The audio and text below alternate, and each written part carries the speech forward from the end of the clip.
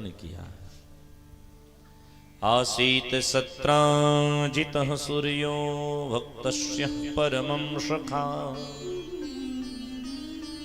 प्रीतस्तस्मै मणिं प्रदादा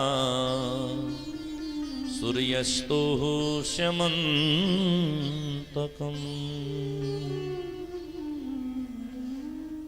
सुखदेव जी महाराज कहते हैं कि बेटा परीक्षित, भगवान के एक परम सुंदर दास हैं और भगवान सूर्य की परम सुंदर मित्र हैं। नाम है श्रीमान सत्राजीत जी महाराज।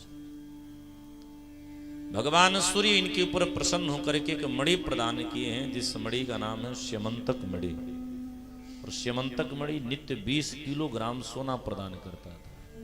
महाराज आज के जमाने में किसी को 20 ग्राम मिल जाए तो गजब हो जाए, यहाँ तो 20 किलो मिलता था। वैभव बढ़ने लगे, संपत्ति आए बुरा नहीं है, पर संपत्ति के साथ अभिमान ना आवे। अगर संपत्ति के साथ आपको अभिमान आ गया तो समझना आपने कुछ नहीं कमाया। वैभव प्रदर्शन का विषय नहीं है, बड़े प्यार से सुनना। वैभव प्रदर्शन का विषय नहीं है, संपत्ति सदुपयोग का विषय है।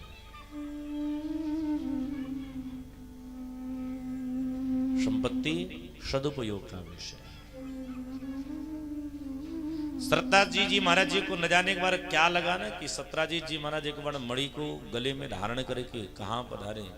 बोले सूर्यास्त की वेला में द्वारिकाधीश के मंगल पावन द्वारिकापुरी पधारे। अब सूर्यास्त जब हुआ है, ये मणि का प्रभाव था कि ये अंधेरे में प्रकाश करता था। अचानक पूरी द्वारिका जी में प्रकाश रूप हो गया। भगवान द्वारिकाधीश ने कहा अपने सेवकों से कि जल्दी आरती लेकर के आओ, सूर्य देवता पधार गए। तो सत्राजीत जी ने कहा महाराज हम आपके दास हैं। ठाकुर जी ने हंस के कहा भगवान देखो, राम जी और भगवान श्याम में एक अंतर है। राम जी क्या है? बोले राम जी अग्रभाषी है। राम जी क्या है? बोले अग्रभाषी है। और कन्हैया जी क्या है? बोले कन्हैया जी विनोदी पुरुष है। भगवान विनोद बड़ा प्यारा करते हैं, मजाक। मजाक सबको करना नहीं आता। राम जी का एक सूत्र है, राम जी ने युद्ध जब आरंभ किया ना तो राम जी ने अग्रभाषी पहले दिखलाया है। रावण से संवाद पहले आरंभ करे हैं, क्योंकि भगवान राम को पता है कि संवाद से बहुत सारे विवाद खत्म हो जाते हैं। आजकल के रिश्तों में खटासपन क्यों हो रहा है? आजकल के रिश्तों में खटासपन इसलिए हो रहा है क्योंकि आजकल संवाद होना बंद हो गया। और एक विषय बड़ा ध्यान से सुनिएगा, रिश्तों में जब तक संवाद नहीं होंगे तब तक रिश्तों में अच्छी मधुरता संबंध नहीं हो सकती। संवाद बड़ी आवश्यक है। और आज के परिवेश में संवाद को सबसे ज्यादा अगर किसी ने डैमेज किया है तो अपना ये सोशल मीडिया है। इसने एकदम दूर हम लोगों को कर दिया।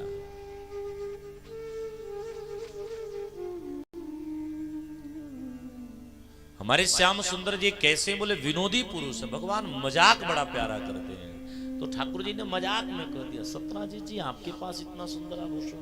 बोले प्रभु सब तेरी कृपा है। और आपको पता है हमको 20 किलो डेली सोना मिलता है। ठाकुर जी बोले तब तो तुम रजवाड़े है चुके हैं। एक काम कर ना, कुछ दिन के लिए हमारे भी खजाने में रख दे ताकि हमारा भी खजाना बढ़ जाए। तो सत्राजीत जी हंसने लगे, कटाक्ष भरी हंसते हैं। और रात्रि की ही वेला में सत्राजीत जी अपनी नगरी चले आए।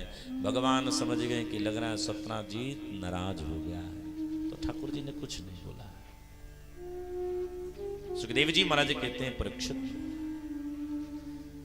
तमेकदा मणिं कंठे प्रतिमुंचम महाप्रभम प्रसेनो हयमारुह्यं मृगयां विचरन् बने।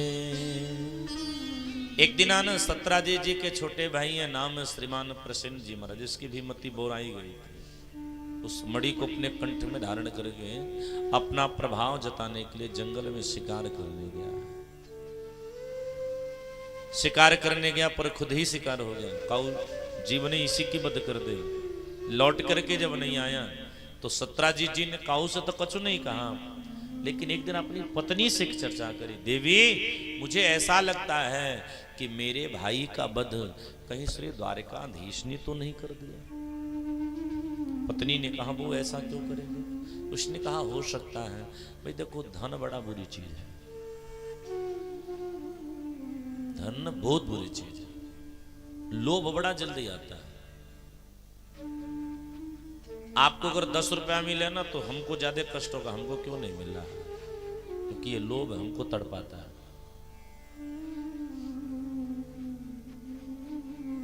जिसके अंदर लोभ ना हो ना, वो परमात्मा की अनंत कृपा है।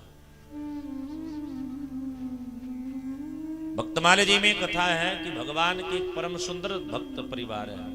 पति का नाम राका, पत्नी का नाम बाका। राका बाका लकड़हारे घर के हैं, जंगल से लकड़ी तोड़ करके ला करके उसी को बेचते हैं, गरीबी में जीवन जीते हैं, पर भगवान श्याम सुंदर का चिंतन नहीं छोड़ते हैं। एक दिन ठाकुर जी के पास देवर्षि नारद जी महाराज पधारे और नारद जी ने कहा कि प्रभु राका बाका इतने गरीब हैं, आप कुछ देते क्यों नहीं? आपको दुनिया लक्ष्मीपति कहती है। भाई आपके पिताजी हों, अरबों रुपया रखे हों, लेकिन बच्चे भीख मांग के खा रहे हों, ऐसे पिताजी को धन रखने का क्या मतलब महाराज? आपको लक्ष्मीपति होने का क्या मतलब जब आपके भक्त इतने दुखी रह रहे हैं? भगवान कहते वो संतोषी हैं, वो हमसे कभी मांगते ही नहीं हैं। अरे जब मांगे तब तो हम दें। नारद जी ने कहा नहीं मांगते तो आपको ऐसे दे देना चाहिए। ठाकुर जी ने कहा ठीक है एक दिन देते हैं। तो राका बाका एक साथ जा रहे थे, जंगल में लकड़ी काटने जा रहे थे। तो ठाकुर जी ने किया क्या, बोले सोने की कलश में हीरा मोती जवाहरात पन्नग भूषण भर करके रख दिया। राका बाका उसी रास्ते जा रहे थे, अचानक राका रुक गया। राका ने अपनी पत्नी से कहा सुनो ना, अंधे लोग कैसे चलते हैं, जरा चल के हम लोग देखें क्या। तो आंख बंद करके जहां घड़ा था ना वो मार्ग पार कर गए। पत्नी बोली बस बस ऐसे ही लोग चलते होंगे। ठीक है। ठाकुर जी ने कहा देखें। अरे नारद जी ने कहा दोबारा दे दो, क्या जाता है। एक जगह भगवान ऐसे पुनः वही घड़ा उठाए और रास्ते में से गिरा करके 2-4 हीरा बाहर कर दिए ताकि नजर जल्दी पड़ जाए। राका पहले था। अक्सर स्त्रियों के मन में लोभ आ जाता है, तो राका जो कुल्हाड़ी जंगल में लकड़ी काटने के लिए ले जा रहा था, जब उसने देखा तो वह क्या मिट्टी खोद करके उस हीरे मोती पर डालने लगा। पत्नी पीछे खड़ी होकर के हंस रही है। पति बोला क्यों हंस रही हो? उसने कहा मैंने जीवन में पहली बार किसी व्यक्ति को देखा है कि मिट्टी पर मिट्टी डाल रहे हो। राका अपनी पत्नी के चरण को चूम लिया। राका ने कहा देवी मैंने तो इसको धन समझा, मैंने तो यह समझा कि कहीं तेरे मन में लोभ ना आ जाए, लेकिन जिसको मैंने धन समझा तुमने उसको मिट्टी समझ लिया। मेरी गृहस्थ जीवन सफल हो गई।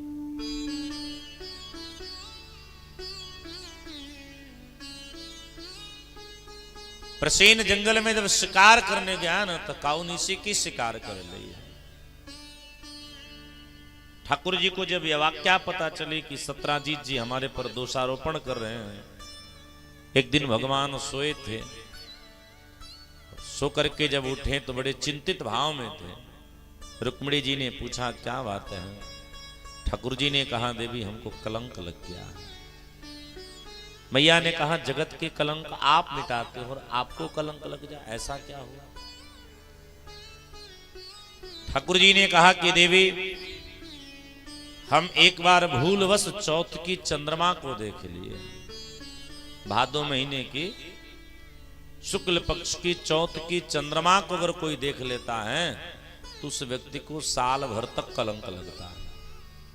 अगर आपको बेवजह कलंक लगे तो आपको यह समझ लेना चाहिए कि आपने यह अपराध कर रखी है। इस अपराध को मिटाने के लिए क्या करना चाहिए? बोले इस अपराध को मिटाने के लिए व्यक्ति को यही सत्राजीत का प्रसंग श्रवण कर लेना चाहिए। इसलिए आप सब बड़े ध्यान से सुनिए।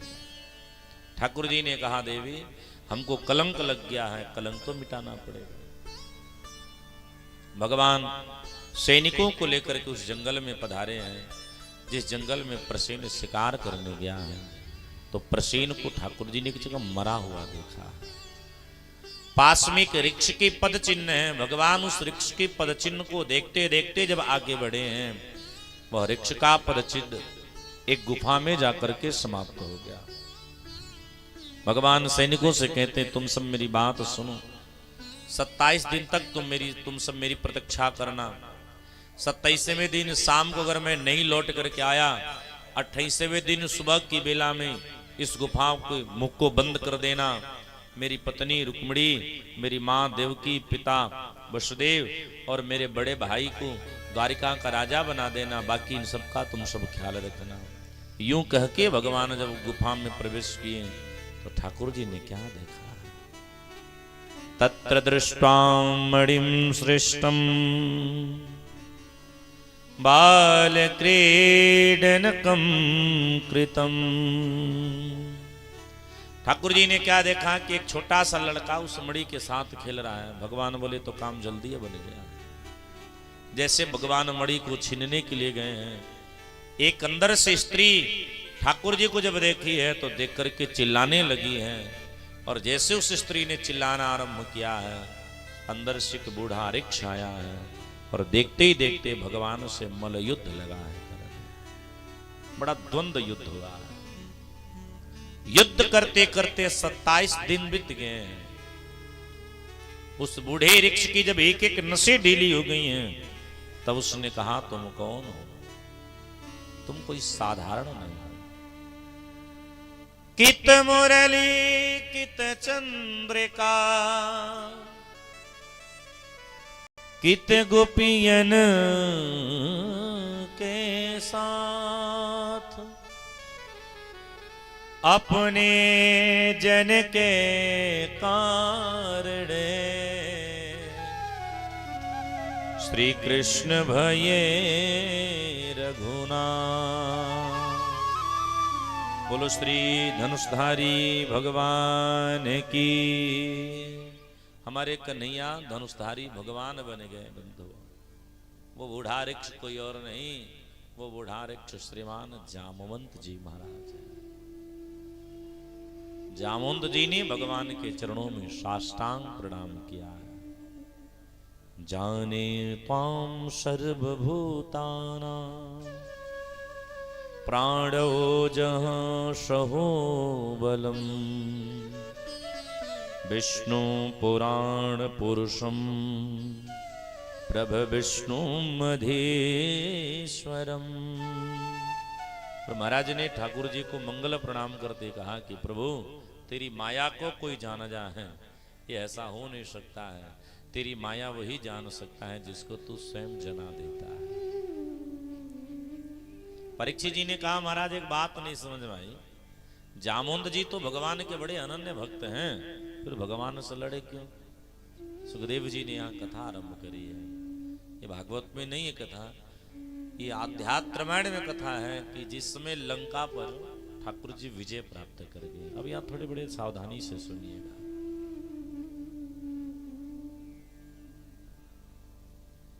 ठाकुर जी विजय प्राप्त कर गए। हनुमान जी महाराज, अंगद जी, लक्ष्मण जी और कुछ बंदर भालू सीता जी को गए हैं सूचना देने के लिए कि ठाकुर जी विजय प्राप्त कर गए, अब आपको राम जी से मिलवाया जाएगा।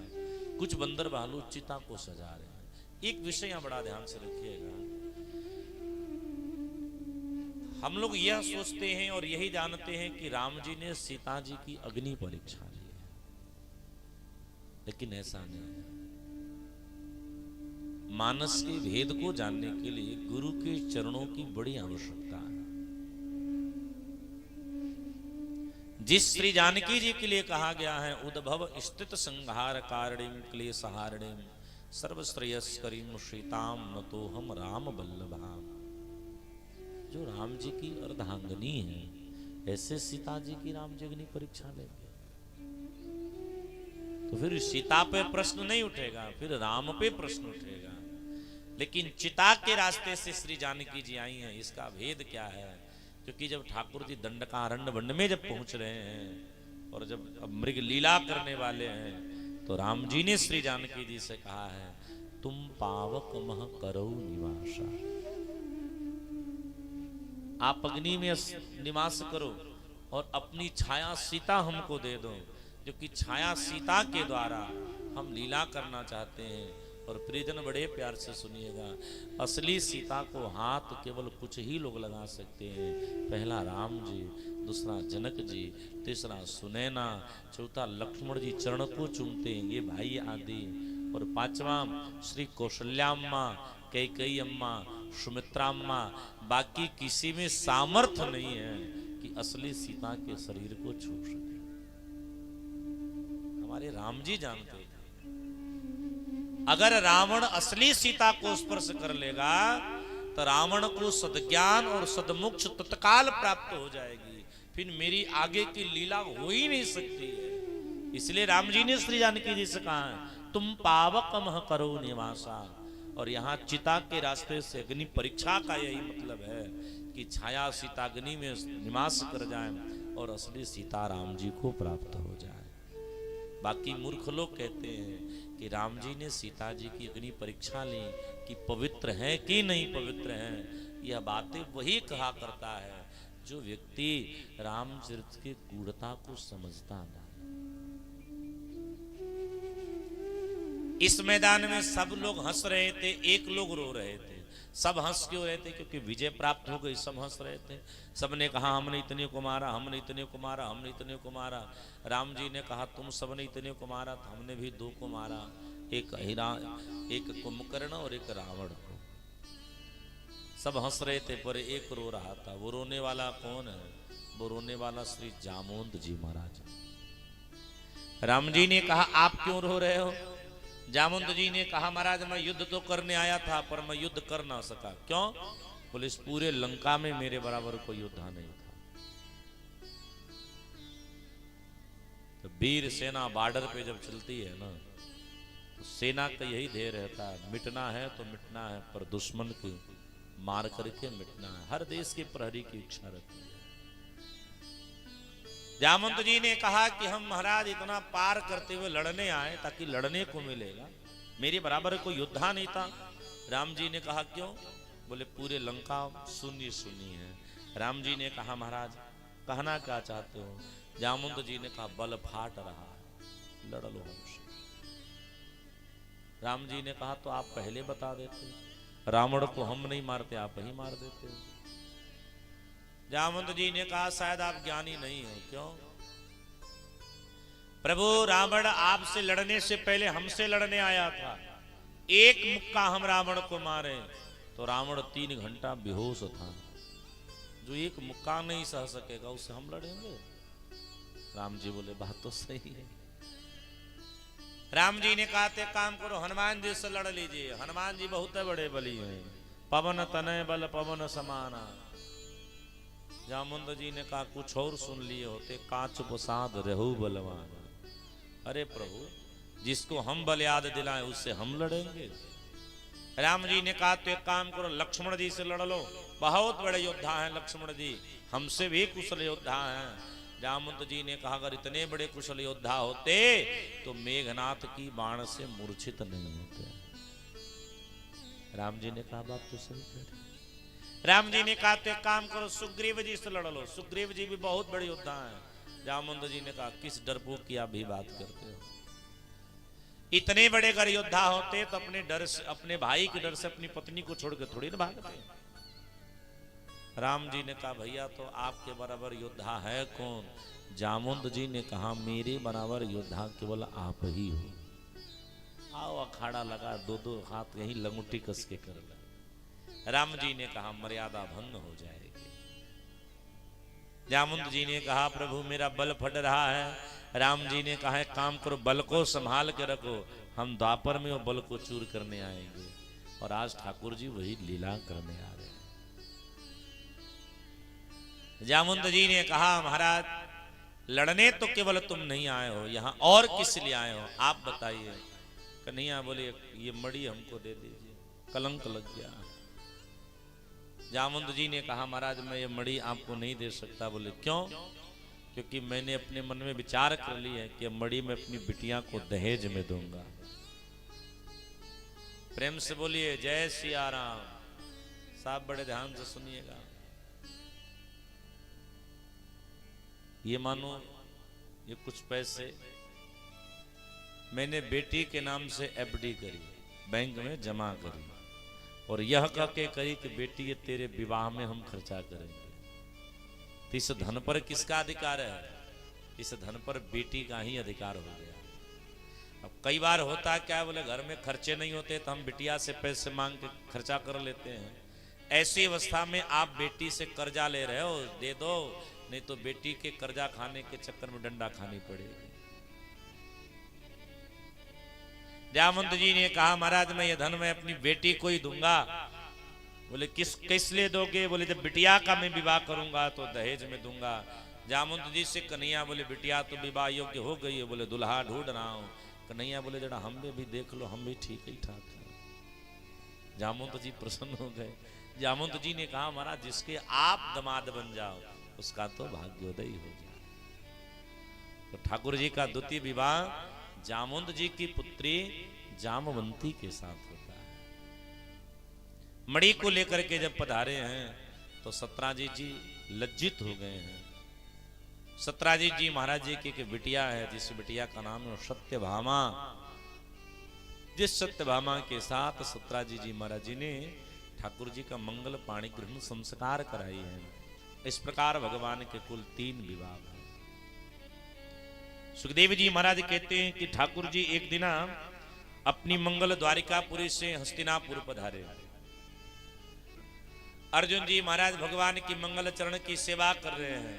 तो ठाकुर जी एक दिन कहीं चले गए तो मौका पाकर के देवर्षि नारद जी महाराज